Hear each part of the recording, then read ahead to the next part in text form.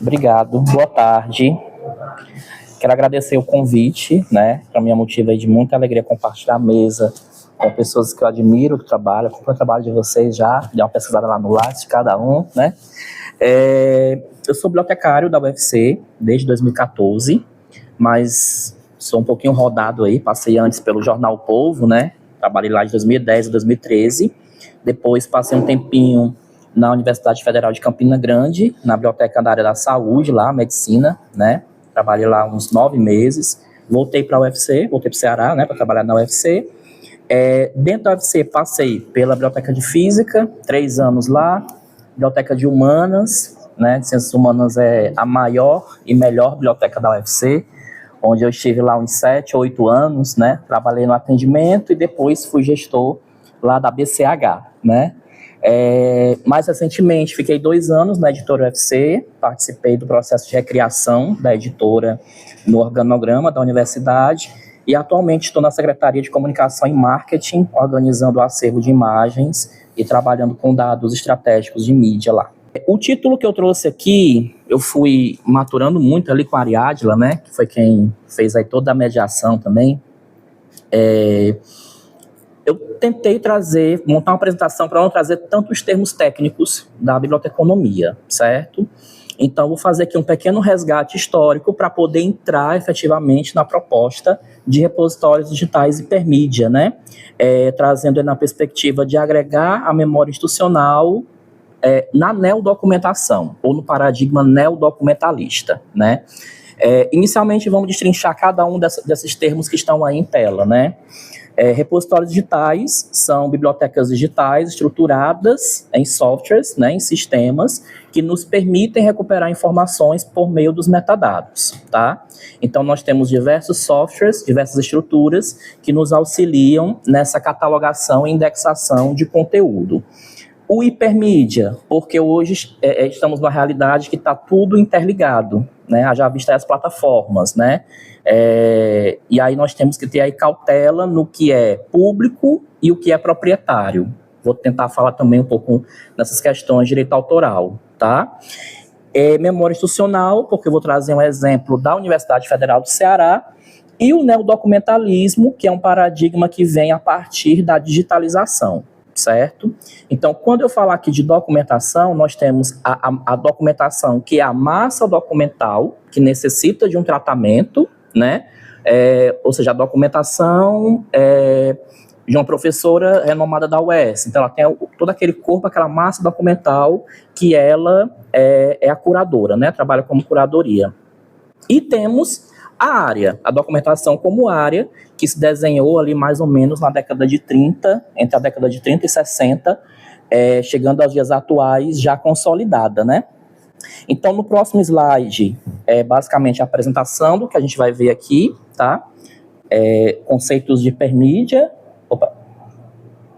Conceitos de hipermídia, a área da documentação, o paradigma neodocumentalista, repositórios digitais, até chegar no repositório hipermídia, tá? No próximo slide, a gente inicio aqui trazendo um pouco dos teóricos, né, e das publicações que embasam essa apresentação. Então, o primeiro, né, o pioneiro em trazer o conceito de hipermídia foi Ted Nelson, né? é um norte-americano, ainda está entre nós, né? Ainda está nesse plano. E nesse artigo da década de 60, ele documenta essa perspectiva do hipertexto. É ele que traz o hipertexto, o hiperfilme e o hipermídia, né? Ele propõe na década de 60, por meio desse artigo de 65, os estudos que ele vem desenvolvendo desde o final da década de 50, quando ele traz a proposta de um único arquivo que interligue todo um acervo. Entendem? Um único arquivo que seja hipertexto, hipermídia, que traga texto, imagem e vídeo. Então, ele já trazia essa abordagem na década de 60, né? Quem continuou os estudos do Nelson, no próximo slide, foi o McLuhan, né? Em uma publicação de 64, traduzindo aqui, né, literalmente, né, compreendendo a mídia, mas tem a versão em português, tá? Mas eu me ativo aqui na versão em língua inglesa. Então, na década de 60, ele dá continuidade, né, faleceu muito jovem, né, em 1980, então ele dá continuidade ao hipermídia, né, então ele expande os estudos de Nelson, trazendo para a comunicação, tá? Então, temos o Ted Nelson, que é sociólogo, né, ele começa ali, traz um pouco pela tecnologia, né, ele faz um passeio pela área de tecnologia, mas quem traz o conceito para a comunicação, efetivamente, é McLuhan, tá? No próximo slide, nós temos o visionário da biblioteconomia e documentação, né, que é Paul Otlet. Ele publica o Tratado de Documentação na década de 30, ele também visionário já aborda, né, o livro televisionado, então ele já flerta aí também com o audiovisual, que de alguma forma o que está no bibliográfico pode ser expandido para as imagens, né, então é ele quem traz essa concepção. E esse tratado de documentação, né, originalmente é do francês, é uma obra basilar, né, para essa área. Então, nós temos aí os pilares, né, biblioteconomia, documentação, museologia, arquivologia e ciência da informação, né, são áreas co-irmãs, tá?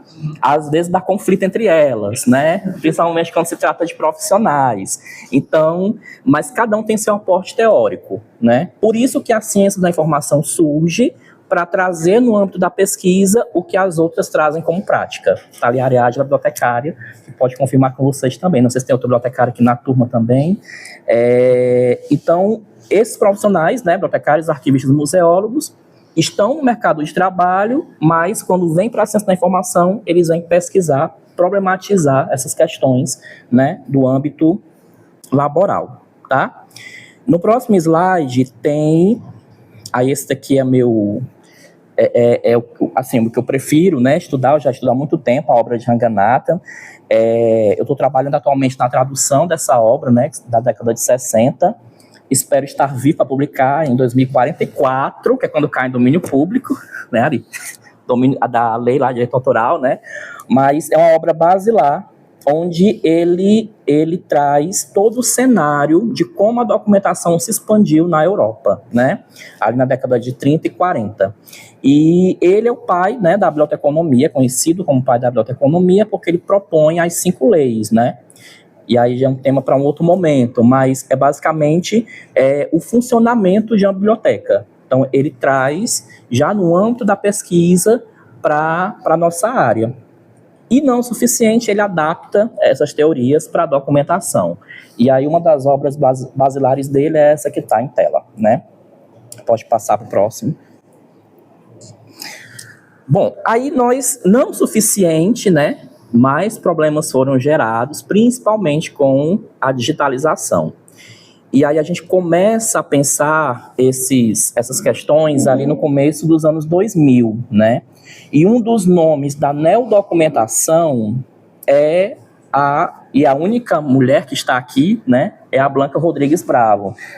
Ela é da Espanha, né? Então ela tem também essa publicação basilar, onde ela discute o tradicional à renovação, trazendo esses conceitos de documento, né? O que é o documento digital, o que é o documento hipermídia, né? O documento eletrônico, então cada um tem uma definição, e nessa obra em espanhol ela aborda, né, essas definições. No próximo nós temos um filósofo, tá? Que é o Frohman, é basilar o conceito de neodocumentação. É ele quem traz esse conceito, né? Ali no início dos anos 2000. Então, ele veio ao Brasil ministrar uma palestra em 2006, né, em um evento da área de ciência da informação.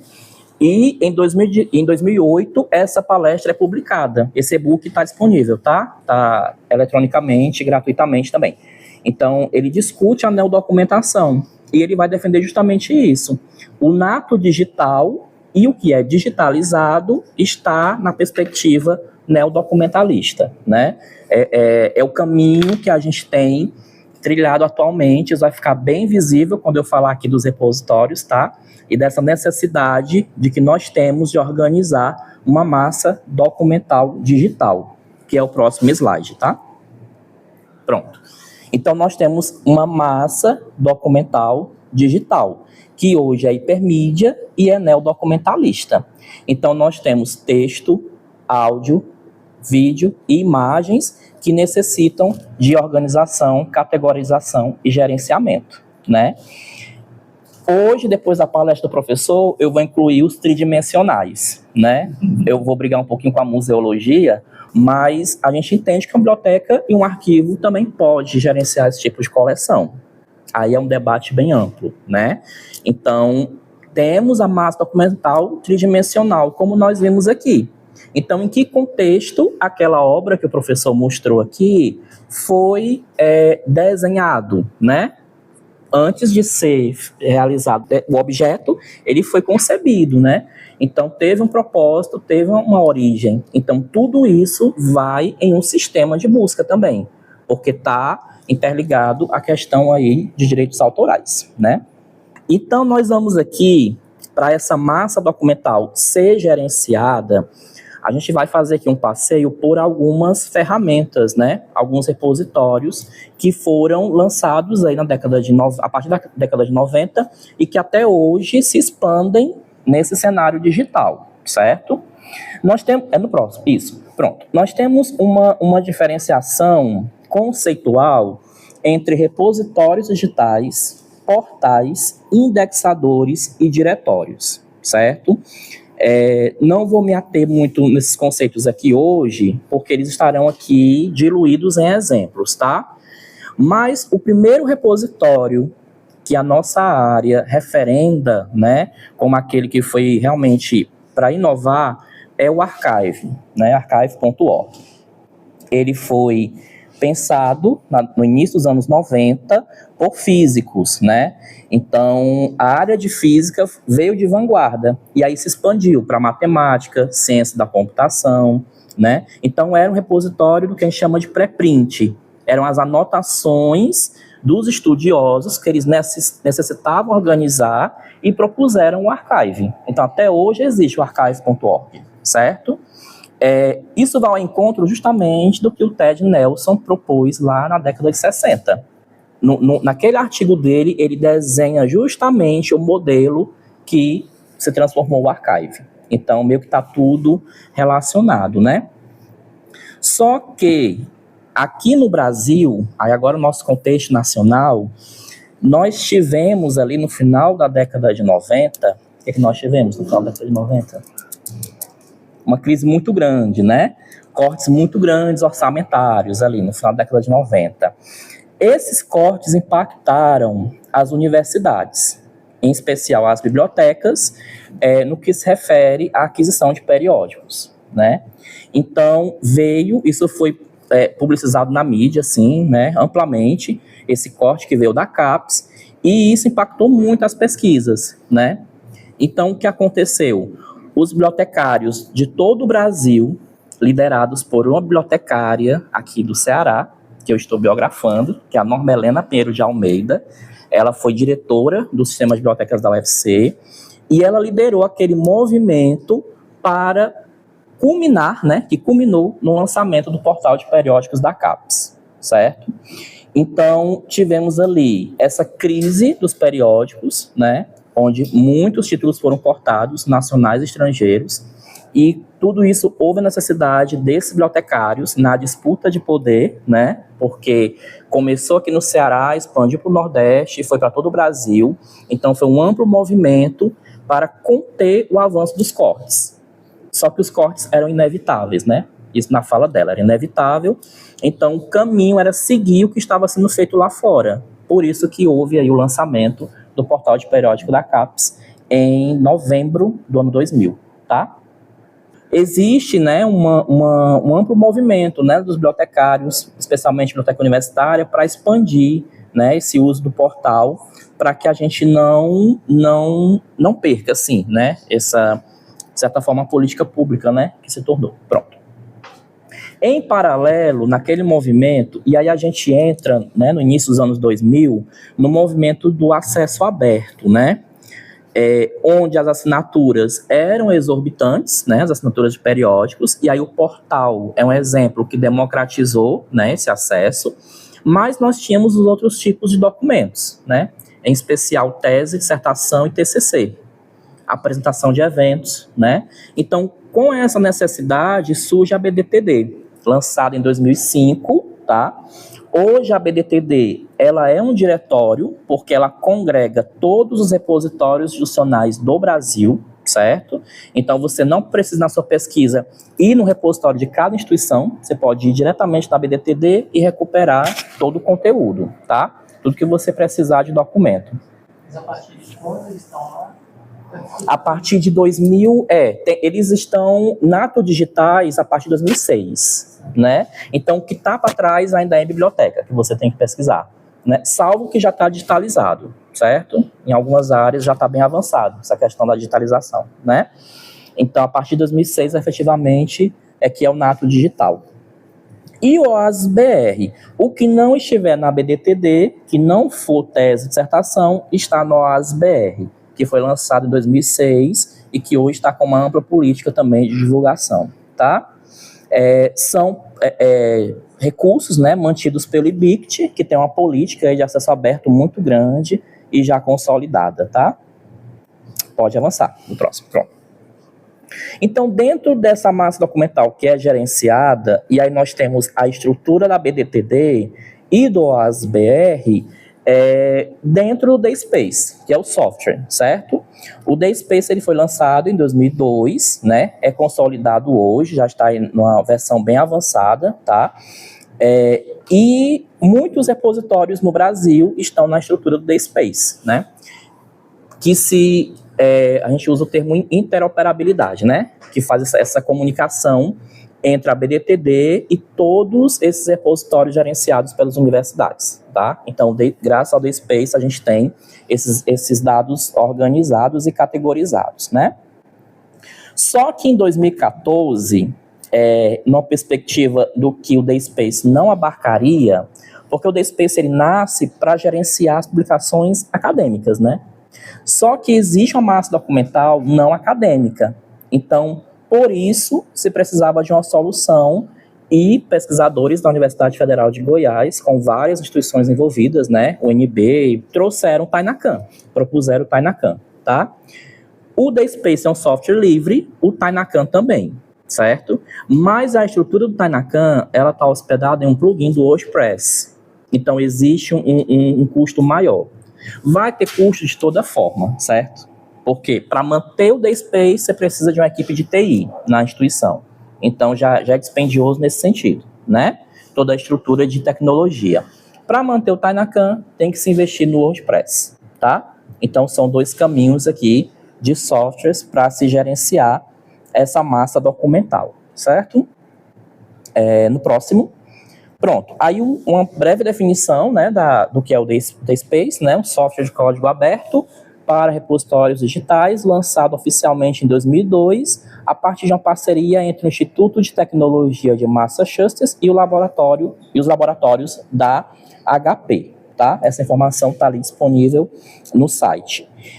E aí eu queria fazer um exercício com vocês agora, né, que vocês, se puderem, né, acessar aí repositório.fc.br, tá? Onde vocês vão ver a estrutura, é o próximo slide, isso, a estrutura da versão atual, né, do software DSpace. Então, o que é que nós temos ali?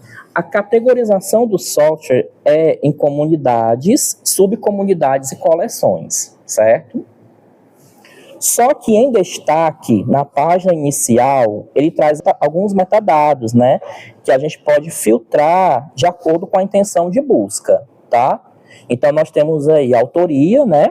Autor, assunto, área de conhecimento do CNPq, a data de publicação, o tipo de acesso, se é acesso aberto ou acesso embargado, e o tipo de documento, certo? Quem estiver acessando, lá em cima tem a opção navegar, não tem? Aí você clica em comunidades e coleções, e aí ele expande, tá? Talvez fique, pode passar, talvez fique muito, muito pequeno aí para se ver. Quando ele expande, ele traz em formato das comunidades e coleções, certo? Nesse slide aqui, eu trouxe o exemplo do Centro de Humanidades, tá? Nessa estrutura, ó. Temos a comunidade do Centro de Humanidades e as coleções vinculadas. Capítulo de livro, eventos, livros, certo? Na mesma categorização do CH da UFC, ele traz uma outra comunidade mais abaixo, que é a das casas de cultura estrangeira, tá? Que aí a gente consegue ver outros tipos de documentos. Estão visualizando? Artigos publicados em revistas, capítulo de livro, dissertações e teses. Poderia abrir para outros tipos de documentos? O sistema permite, mas a política institucional não, certo? No caso da UFC. Porque eles priorizam o que é publicado academicamente, que é o que a gente chama de literatura cinzenta, né? São as publicações oriundas aí das pesquisas, né? As publicações já avaliadas por pares, enfim. Então, um objeto que está lá no doc do professor lá, que o professor coordena, não pode ser indexado no repositório da UFC, certo? Porque a política institucional ela vai impedir que isso aconteça. Mas aí nós temos outros caminhos, que são os repositórios temáticos, né? A UFC tem um repositório institucional, que é esse daqui, mas o NUDOC poderia ter o seu repositório temático, estruturado no DSpace ou no Tainacan. E aí lá, sim, tiraria uma fotografia da peça que está lá, indexaria, né? Traria as palavras-chave, faria todo o processo de direito autoral por dentro do repositório e decidiria se vai publicar isso em acesso aberto ou restrito, dependendo ali do direito autoral, né? Aí a gente entra na concepção, eu falei de tirar foto da peça, tá? E publicar essa foto. Aí a gente entra aqui no que a Suzanne Brie, que é uma outra teórica, vai dizer que uma foto é uma evidência. E aí se é evidência, então é documento, porque tem um contexto, né? Todo o contexto ali de produção, tá? Ok? Posso avançar? No próximo slide a gente tem, aí eu trago o Tainacan, certo? Que é um software de código aberto para repositórios digitais, concebido em 2014, lançado em 2018 e mantido em parceria com diversas instituições. Essa informação é do próprio site, do Tainacan. E no próximo slide eu trago um exemplo, é um protótipo, tá? Que eu tenho trabalhado atualmente lá na UFC Informa, né? Que é o setor de comunicação e marketing, que vocês também podem acessar, tá? Repositório fcinforma.bib.br, é o domínio. E aí ele vai trazer as coleções por dentro do Tainacan, certo? Por que ele é hipermídia? Aí pode avançar para o próximo. Porque as coleções vão integrar justamente o que eu mostrei de massa documental. Texto, imagem, áudio e vídeo, certo? Então aqui nós temos algumas coleções já, né? Mais ou menos definidas. O UFC Play, que é a plataforma da UFC, né? Onde estão hospedados as gravações em vídeo. A revista Universidade Pública, que foi lançada no ano 2000, infelizmente foi descontinuada em 2015, né? O jornal da UFC, também descontinuado, mas que tem uma perspectiva histórica muito grande, porque todo o percurso das gestões da UFC está nessa publicação, né? As fotografias, e aí nós temos fotografias antes dos anos 2000 e pós anos 2000, e o programa UFC TV, né? Que também é outra memória institucional. O programa UFC TV e o canal UFC TV, tá? São duas coleções aí. No próximo, eu trago as considerações finais. Eu vou encerrar justamente com a citação do Ted Nelson, tá? da década de 60. Aí tá aí a versão original e a versão que eu traduzi. Certo? Pronto. Lado direito aí de vocês, as ideias-chave do sistema são a interligação de diferentes listas, independentemente da sequência ou das adições. O caráter reconfigurável de um complexo de listas em quaisquer formas humanamente concebíveis. O que é que ele chama de listas? Um arquivo único que seja hiperlinkado, né? Ou seja de maneira hipermídia.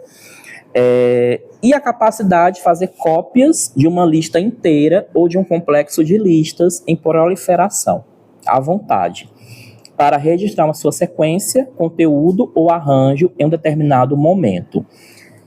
Visionário, isso aqui ele está descrevendo o que os repositórios nos possibilitam atualmente, né? Por cliques, a gente consegue navegar de várias maneiras, em vários tipos de documento, por várias comunidades, como nós vimos aqui, dos repositórios digitais, tá? Aí agora sim, as referências, e aí eu encerro minha fala. E agradeço novamente, viu, pela atenção. Obrigado.